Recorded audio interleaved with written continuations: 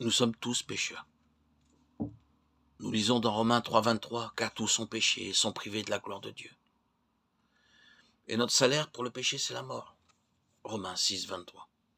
Car le salaire du péché, c'est la mort, mais le don gratuit de Dieu, c'est la vie éternelle en Jésus-Christ, notre Seigneur. Si nous lisons la Bible, nous pouvons lire que nous méritons tous d'aller en enfer.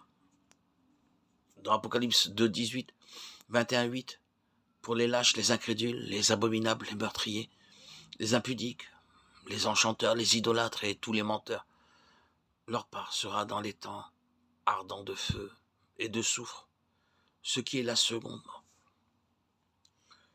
Mais ne perdons pas courage, car il est bien le bienvenu, le Sauveur, Jésus-Christ. Yeshua, Jésus le Sauveur.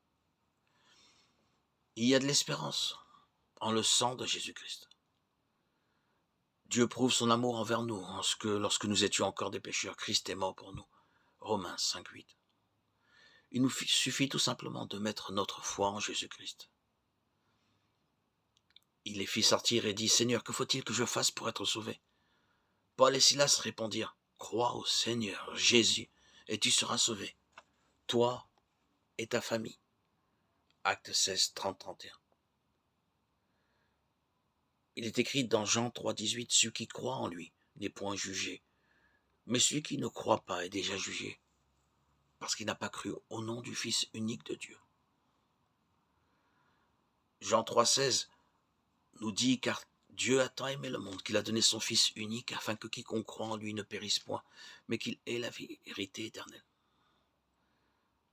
On peut poursuivre dans 1 Thessaloniciens 1, 9. On raconte à notre sujet quel accès nous avons eu auprès de vous et comment vous êtes convertis à Dieu, en abandonnant les idoles pour servir le Dieu vivant et vrai.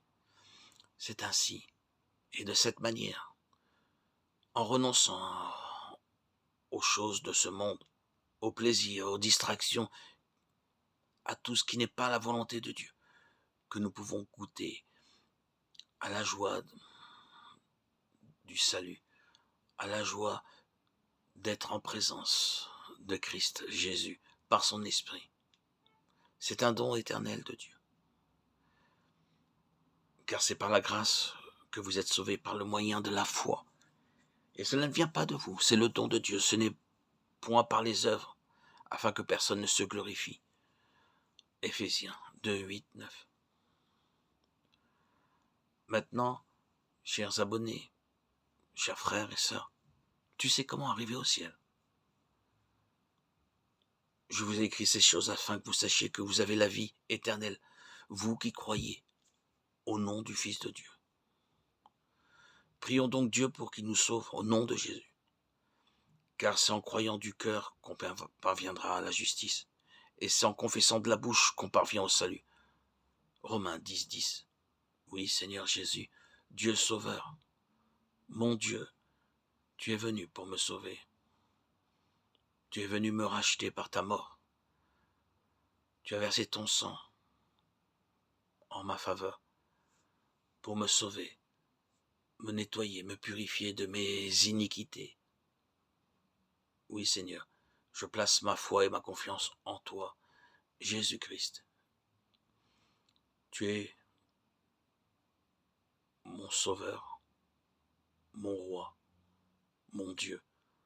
En toi, je place toute ma confiance.